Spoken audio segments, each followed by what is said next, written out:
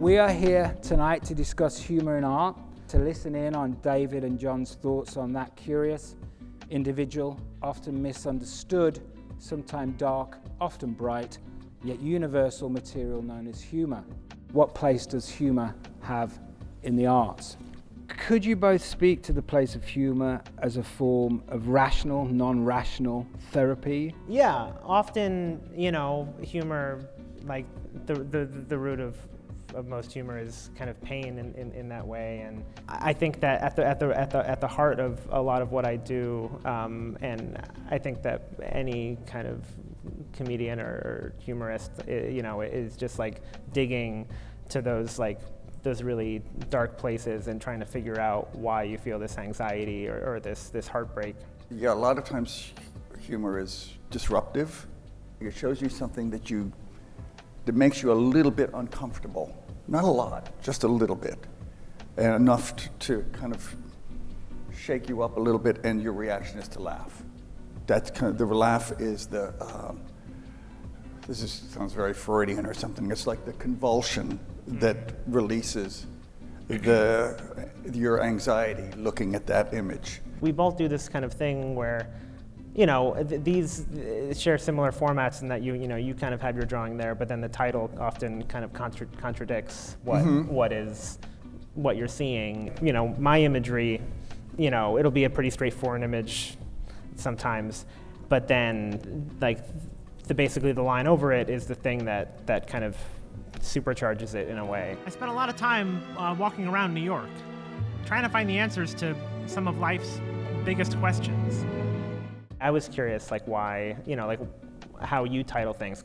A lot of artists call their work untitled, which to me is just pure laziness. You can't be bothered to think of a title. It doesn't mean anything to you. Okay, but it's a convention we've learned to live with. But I decided, no way, I'm going to make the effort and put a title on there that tells you from another point of view, this is what this is really about. What is the one? Is it behind us? I don't know. It's called, is it Hot Bread Express? That was pretty literal. That is pretty literal. Just a bread on wheels. Yeah. In case you think, well, is that a loaf of bread or what is that thing? My favourite literalness is pimple on my ass, which is, everybody should see that one, an ass with a pimple. But yeah. That's also the kind of thing that we thought about and dealt with during COVID. With little body things like, oh geez, what is that thing? What is that? All that, during that whole period where we're at home kind of wearing those same sweats for 2 weeks. Yeah, and then examining ourselves and going, what's that rash under there? Yeah. Is there a rash drawing? No, rashes are hard to draw. John has a book out too, pictures of things that people are sort of giving away for free on Craigslist. Yeah, it's a pretty simple idea, but it's and you just did screen grabs. It's about a decade's worth of screenshots. Yes, of these things, things that people are giving away for free, and some of it you look through and you go, oh, a trampoline. That's not bad. If I had a yard, that wouldn't be bad. Yeah. But then there's other things, you probably remember more than I, there's other things when you go, who in the world would want that? But there's usually a story behind each, the best stuff is when the material has to, the thing they're giving away has to do with a breakup or some dramatic event, and there's usually oversharing that happens, and that's like the stuff that jumps out. Do you believe in the amateur as one way of breaking through some sense of logical systems? What is the amateur for you both? I feel like the most inspiring stuff to me growing up was the stuff that looked like I could have made it, or it felt achievable. That's the stuff that is just, it's like the most raw kind of that's the first thing to come out when you try to make the thing, and I think there's something really special about that. I would agree that it's often, it's done for some kind of passion, something that somebody wants to express in many cases, and It's not mediated by any concerns of the marketplace or anything like that. Sometimes they might have the idea that, oh, I'm going to do some chainsaw carving and I'm going to make a killing on that. But yeah, so you feel like there's an unfiltered, unmediated kind of passion and need to do that. But then there's others where it's meant to be useful. Right. The aesthetic almost has been removed. Yeah, I like when humor is almost secondary to like the primary function of whatever the thing is, you know? Yeah. It's just like, it doesn't rely as much, and like some of the most uproariously funny stuff I've ever seen are just like the most dry nonfiction films, you know? And it's just because reality is so much funnier sometimes than, you know, like the slapstick. This constant, Gallagher routine. So this is an item that I got at the Gerald Ford Library in Grand Rapids, Michigan.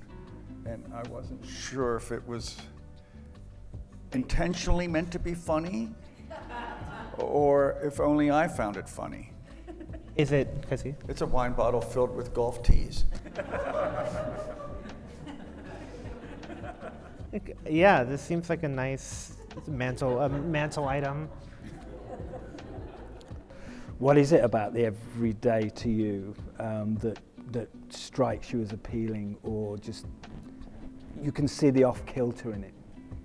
For me, I find that the things that are more dramatic and spectacular, whether it's big explosions or people pulling knives and shooting one another or whatever, all those kinds of things, I feel like, all right, there's plenty of those in the world. I don't know if I need to add to that, and I don't think I'd be that good at it either. But I've thought there's other things where you can see, you know, the whole kind of world in a grain of sand. You can see there's a lot you can see in these everyday objects or everyday situations and whatever, that has a kind of depth and meaning to it that is often bypassed when your aim is to get an explosion or somebody bashing somebody else over the head. You know, you can make a whole episode about scaffolding. Right. And people's relationship to that, you know, it's everywhere in this city. It's one of my I feel like favorites I've cursed a lot of people with the sight of it that may not have noticed it before. Like one of the most exciting things is when like something that you thought that you only noticed and it was a personal struggle of yours, like a tiny little personal struggle of yours, is like shared by another person. Even if you knew that was probably true, hearing it and seeing it represented is like. Just the most boring stuff is just, I feel like, underrepresented, and that's the stuff that makes us who we are. That's the stuff that fills every single day. That's a good end. That's a great way to end. John, David, thank you all for coming. Thank you.